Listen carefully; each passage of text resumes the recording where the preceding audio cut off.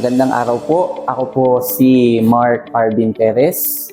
Tumatakbo po ako bilang candidate sa BOD for Gentry Villas Homeowners Association.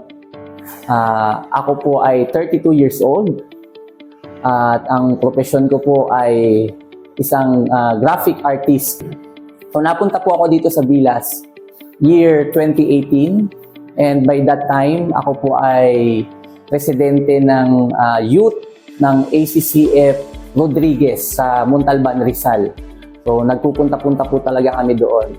So kalaunan, dito kami pinalad na magkaroon ng sariling gawain kasi napakalayo ng Rodriguez sa pagsiserve para sa Panginoon. Kaya nag-start kami dito din. Noong 2021, nag-start kami dito ng gawain for kids and youth na kinalaunan. Nagkaroon na din ng gawain para sa mga adult at ayun, nagkaroon din ng ACCF General Trias na kung saan ako po yung presidente ng ACCF General Trias at the same time ako din po ang in-install na resident pastor. Nung time na nakita ko na bumubuo na sila ng Homeowners Association, so ako ay support or pro HOA. It is because makakatulong ito sa development ng ating community. At the same time, nakasupport po talaga ako. Wala sa aking kaliwa, walang kanan. Kapag nakikita po natin na maganda ang mga ginagawa, so nakasupport po tayo doon. Kaya makikita niyo po ako by that time, nakasupport sa kabila, nakasupport sa ganito. Pero ang nagtulak po talaga sa akin ngayon bilang para tumakbo as a candidate for BOD, ay yung nakikita ko po na sa kabila ng pag-try ng magkaroon ng kaayusan sa Villas, parang lalo pong nagkakaroon ng hidwaan, ng di pagkakaunawaan. Kaya siguro minarapat ko din na makasakali, makatulong ako na makapagbigay ng kaayusan sa Villas kasi bilang pastor po, yung yung heart to serve and heart to hear, maliit man or malaki, yun po yung gusto ko ma-share sa kanila na lahat po ng nakatira dito ay may boses para mapakinggan at ma-address kung ano po yung mga nirereklamo natin. So, isa na po dyan, yung kaayusan. Kasi nakikita po natin, yun po talaga ang kakulangan dito sa ating komunidad, yung kaayusan pa. Kapayapaan, kasi madalas po, away dito, away doon, konting tanong, nagkakapikunan, may mga parinigan. So, yun po yung nakakadagdag sa atin para bumagal sa progreso natin sa pag-unlad dito sa Gentry Villas. Isa din po sa sinisigurado ko sa inyo na approachable po ako sa lahat. Maliit, malaki, kahit pa tumutulig sa akin, kailangan kitang pakinggan upang maunawaan ko kung ano po ba ang pinanggagalingan ng iyong mga sama ng loob o hinanakit or kung ano pa man ang mga hinaing mo upang ma-address natin. Dahil yan naman po ang purpose ng pagkakaroon ng homeowners is to address the issues kasi gusto natin mabigyan po ng magandang buhay ang mga taong naninirahan dito. Matawag natin na ito talaga ay home. Ayan, nung ako po ay nagkaroon ng initiative na makapag-serve sa ating community, sa ating mga kabilas, so minabuti ko talaga po na seryosohin na itong bagay na to upang magkaroon po talaga ng pagbabago ng mga bagay na kailangan natin dito sa ating komunidad. Kasi isa din po ako sa naghahangad ng ganung bagay. So, ayan po, come up din po ako na magkaroon ng mission and vision bago po talaga ako mag-file din ng candidacy. This is not to command, but to lead. Para po ba kasama niyo ako lagi every time na may gagawin tayong hakbang sa pagbabago at ikauunlad ng ating komunidad. Ito po ang aking mission and vision. So ang mission ko po is to serve the homeowners of Gentry Villas through transparent leadership, meaningful programs, and inclusive initiatives that promote safety, skill building, well-being, and a strong sense of belonging for all. So, ang vision ko naman po is to build a safe, united, and empowered community where every residents feel valued, heard, and supported growing together in peace, purpose, and progress. Ayan po aking mission and vision. At ito naman po ang aking mga plataforma na kung saan makakaya po natin itong ma-achieve at depende pa din po ito sa pagtutulungan natin. Sapagkat ang progreso po ay nakadepende po lagi sa pagtutulungan ng komunidad. Unang-una po dyan yung pagkakandak po namin ng mga free seminars or trainings.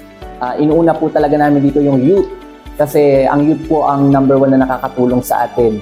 Sila po ang may lakas, may talino at may kakayahan po na higit sa atin para kumilos po sa komunidad. Ang kailangan lang po nila, proper guidance. That's why yun po yung pinofokusan namin at sa ganun, hindi po sila mapariwara ng kanilang landas. Ito po yung nakapaloob doon. We will conduct free training and seminars focused on music, dance, graphic design, and basic computer knowledge and troubleshooting. This initiative aims to equip our youth with practical skills and boost their confidence and creativity. Yung pangalawa po is strengthening security, perimeter fence, CCTV, and ID and vehicle sticker system. So ito po ay kinakailangan natin itong security ito upang mapag-igting po natin ang safety ng mga nandito sa ating komunidad. Mapag-igting po natin ang kaayusan upang mabilis po nating ma-track ang mga pangyayari dito sa ating komunidad. So we will install CCTV cameras at key roads and intersections, especially at the main entrance, to monitor any incidents. The perimeter fence will be repaired to ensure no unauthorized entry. An ID system and vehicle sticker registration will also be implemented for all residents and vehicles, including motorcycles, e-bike, and tricycles to maintain records and enhance community safety. Pangatlo po dyan, yung parking regulations po natin. Parking regulation for safer roads to ease traffic flow and allow garbage trucks and emergency vehicles to pass through safety. We will enforce one-side street parking.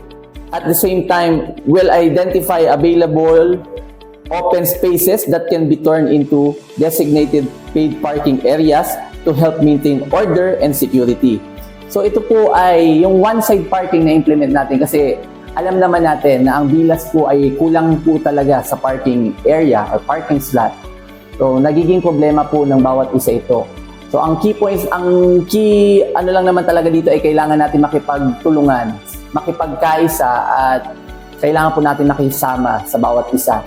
Kung alam po natin kung ano yung makakaperwisyo para sa ating lahat, yun po ang dapat nating kino-consider. Kasi ang one-side parking po, opo, maaaring makaharang sa ating mga tahanan. Pero kung hindi naman ito kalabisan at hindi naman tayo mga sobrang nagbi-business or kung ano pa man na makakaharang sa ating tahanan, basta't may portion lang tayo madadaanan, baka siguro pwede po natin makonsider yun para maging one-side parking po tayo. At the same time, maghahanap po tayo ng mga free spaces. Yung mga free spaces po yan, gagawin po natin siyang paid parking. Makakatulong po yan sa funding ng HOA. At the same time, yung paid parking po na yan ay makakatulong din sa pagpapaluwag ng ating mga kalsada dito. Kasi nga po, nagiging problema po siya every time may dadaan ng truck ng basura at lalo na ng mga emergencies. Hindi po natin basta-basta marespondihan yung mga emergencies dahil po sa mga nakaharang na mga sasakyan. Isa din po akong car owner at willing po ako sa mga payments sana kung merong mga ganitong klaseng mga programa na pwede nating i-avail. Kasi nga po, lahat naman po tayo naghahangad ng kaayusan. Pero kung wala po talaga tayong magawa, ang iba, pinagkakasya na lang kung ano po yung naandyan. Kaya po, kailangan po natin gawan ng solusyon talaga ang problema natin ito sapagkat lahat po tayo ay magbe-benepisyo. Okay? So, pagdating naman po sa mga lumalabag, kasi nga po, magiging cause po yan ng pag-aaway ng ating mga homeowners kung sakaling may mga lalabag, tapos wala naman tayong maipapataw na mga parusa or kung ano sa kanila. Di naman pwede po na aawayin natin lagi yung mga homeowners. So parehas po natin sila, pare-pareho po tayo homeowners dito na kailangan din po ng mga tawag diyan, mga benepisyo or kailangan nyo pong magkaunawaan sa bawat senaryo na nangyayari po sa ating komunidad. Kaya po minabuti po sana natin na i-coordinate po natin ito sa ating municipality upang makapag-issue or matulungan tayo sa pag-i-issue ng mga fines kung sakaling may mga lalabag po na mga homeowners sa atin dito. Kasi unang-una, meron po talagang illegal parking na pwedeng ipataw kapag ikaw ay nagpa-park ng hindi maayos at nakaharang sa kalsada. Pwede po natin itong i-coordinate. Pero since na yun po yung magiging rules natin, nawa mas maayos po ito at hindi po tayo nagkakaroon ng misunderstanding sa ating mga kapwa homeowners. Maging man po sa mga nakaposisyon or kung sino man po mapipiling po posisyon, hindi po tayo magkakaroon ng misunderstanding kasi iba po ang mag-i-implement ng mga sanctions pagdating sa car. So, yun po. Nawa, mas makatulong po yun yung ganong klaseng initiative. Pang-apat po nito ay yung stray animal management. Kasi yung po yung number one na mga pinag-aawayan po dito. Yung mga dumudumi na mga aso, pusa, at mga pagala-gala lang. Kaya yung mga naglalakad ay natatakot kapag umuwi at umaalis sa kanilang mga tahanan. So, nakalagay po dito, will collaborate with animal shelter for the regular pick-up of stray animals. Will also implement a leash your pets policy in line with Republic Act 9482, Anti-Rabies Act of 2007, and Republic Act 10631, Animal Welfare Act of 2013 to promote responsible pet ownership.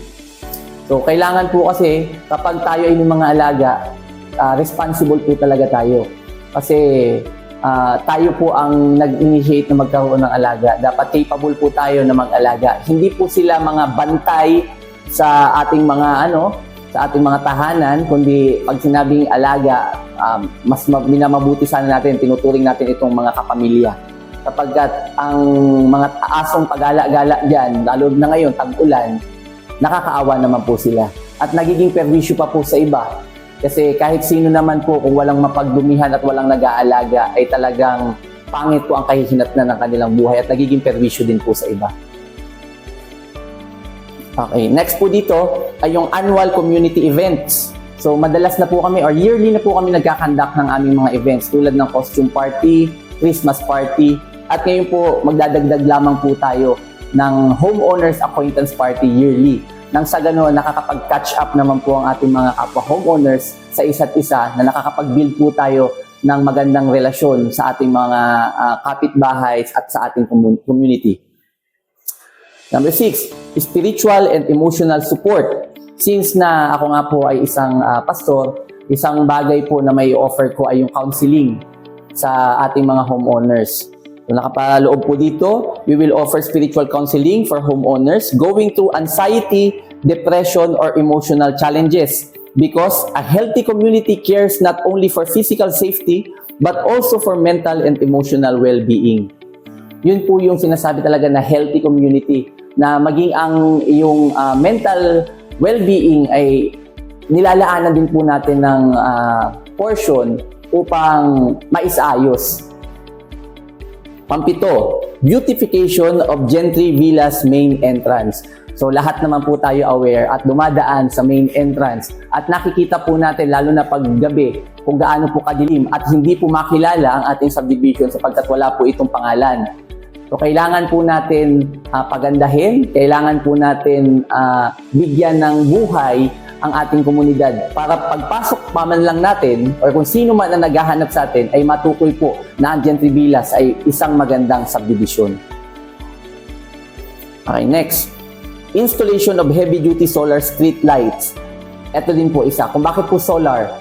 Para maintainable po siya at the same time cost-efficient. Kasi po kapag solar, hindi mo na po kailangan ikabit pa sa kuryente na kung saan magme-maintain po tayo ng bayad sa kuryente. Kapag solar, ang kailangan lang naman po dito ay heavy duty at magandang klase upang siya ay tumagal at talagang makapag-store ng enough energy to sustain and to supply for a certain period of time na kailangan natin. So, yun po yung kailangan. Kapag gusto nga po talaga natin ng magandang serbisyo, kailangan po talaga ng mas maganda din na budget, mas maganda din na equipment. Kaya yun po yung ini-aim natin. Pinaka-ano na po siya, pinaka-safe at pinaka-efficient na gamitin kapag nagsisolar tayo. Kapagkat renewable nga po yung energy na nanggagaling sa ating araw. Okay, next. Mini Library and Educational Resource Center. So, may kapatid po ako na mahilig po siya sa mga books. Mahilig po siyang mag-store ng mga books. Meron nga po, siya po yung nag-suggest sa akin ito na kailangan po natin ng mini library kasi po marami po kasi dito sa atin ang mga estudyante nandito sa loob ng homeowners natin, homeowners association natin, nakapaloob dito yung mga estudyante din na sa kanya-kanyang mga tahanan, may mga kakulangan po na equipment pagdating sa pag-aaral, maging ng mga educational materials. Kaya po i-offer natin ito kasi iba-iba po ang estado natin sa buhay. Ang iba may kakayanan at ang iba ay hindi. For the sake na lahat po ay magkaroon ng resources pagdating sa edukasyon, tayo po ay maglalagay ng mini library at the same time yung ilang computer na pwede nilang magamit for research purposes and for project and assignments. Yun po ay makakatulong upang magbigay po ng dagdag na opportunity din sa ating mga estudyante na makapag-aral ng maayos. Okay, next. Free health services. So, meron po akong gustong ilagay din ng mga equipment like blood sugar testing. Meron din tayong ilalagay na pang blood pressure. At the same time, yung nebulizer. Maliit na bagay po ito, pero kung meron po tayong nakalagay na ganito sa ating homeowners association, ay makakatulong po ito sa mga taong merong dinadalang mga karamdaman or masasama ang pakiramdam na nangangailangan ng mga ganitong equipment, pero hindi nila afford or wala silang ganitong klaseng kagamitan. So sa ganitong paraan, kahit paano ay makakatulong po ang ating asosasyon sa pagbibigay ng solusyon sa kanilang mga karamdaman, sa kanilang mga iniindang mga sakit or at para ma-monitor yung mga blood pressure, blood sugar at yung sa may mga hika, makatulong po tayo kahit paano. Ang health naman po, continuous po natin na i-improve yan. Kung ano po yung maaabot ng ating kakayanan para ma-improve ang health, ano po natin yan, ilalagay po natin yan lagi sa priority natin because health is wealth nga po. Next is to promote of sports and recreational activities. So dito po sa church, yun po ang mga specialty namin, pag-create po ng mga activities, mga sports activities upang nakakapag-create po kasi siya ng bonding at doon po nagkakaroon din ng exercise ang bawat members ng aming church. That's why gusto ko din pong mai-implement ito or mai-share yung ganitong klaseng activity sa ating mga kabilas. So, nakalagay po dito, well-organized regular sports activities such as basketball, volleyball, and badminton to encourage a healthy lifestyle and foster community bonding. So, yun nga po, para po ito sa bonding at magkaroon po tayo ng healthy community dito dahil may mga pinagkakaabalahan tayo like sports or anything na mga activity pa. Next, court rehabilitation. Will repaint and refurbish the open court including the basketball ring and board so it can be fully enjoyed by all residents. Kasi kung makikita po natin, medyo sira-sira na po yung mga board and rings. At the same time, yung mga pintura na po, medyo hindi na or kupas na yung mga pintura. So mas mabuti siguro kung lalaanan din natin ito ng konting panahon para mas ma-improve upang magamit po talaga ng mas maayos ng ating mga residents dito sa Gentry Villas. Next, ito po yung pinaka-importante, transparent communication. So, ito po ang sinabi ko dito, I will ensure that residents are regularly updated on board decisions, budget matters, and upcoming changes through open communication channels. So mag-update po ako sa inyo kung ano po yung mga updates na nangyayari, ano man po yung mga decision ng boards, ano pa man po yung mga bagay na mga pinasok, ano regarding sa budget or ano pa man po yan. Makakaasa po kayo na transparent tayo sa mga bagay na ito. Next is responsible budgeting. Ayun po, isa din po yan sa challenge sa amin. Maging po dito sa church, ganun po yung talagang challenge kapag nagbabudget ka. Maging sa mga tahanan natin, alam ko pong aware po kayo dyan na sa budgeting ay mahirap po talaga. Kaya po pinopromote ko din dito ang responsible budgeting. I commit to practical spending, transparent financial reporting, and finding ways to reduce unnecessary expenses while enhancing our shared spaces. So yung hindi naman porket sinasabi natin na pagtitipid or matipid, kundi mag-i-spend po tayo wisely upang hindi po sayang ang bawat monthly dues or bawat ginagastos natin sa bawat proyekto. Sisiguraduhin po natin na mas maayos po ang kalalagyan ng mga budget na ating inilalaan para po sa ikaayos po talaga yan ng ating community. Next is active listening and community engagement. I will hold monthly informal gatherings or feedback surveys to make sure that every resident's voice is heard and represented in the decision we make as a community. So, yun na po, tulad na sinasabi ko, wala pong maliit, walang malaki, walang yung mga kaibigan, walang mga ganun-ganun lang. Kailangan po natin dito, fair ang pagdinig sa bawat isa. Sapagkat ang bawat lumalapit sa iyo na may problema, kaaway man yan, or kabati mo, naniniwala po ako na kailangan po natin masolusyonan ang kanilang mga dinadaing sapagkat isa po silang homeowners na kung saan nangangailangan ng solusyon sa kanilang mga kinakaharap na problema. Yun naman po ang ating aim, ang makapagbigay ng comfort sa bawat isang naninirahan dito. Kaya po may boses po sila na dapat mapakinggan. These are just the first steps. The progress we can achieve will depend on our willingness to work together with unity and cooperation. There's no limit to what we can build for the betterment of Gentry Villas. Let's grow together as a safe, peaceful, and thriving neighborhood. Yun lamang po at maraming salamat po.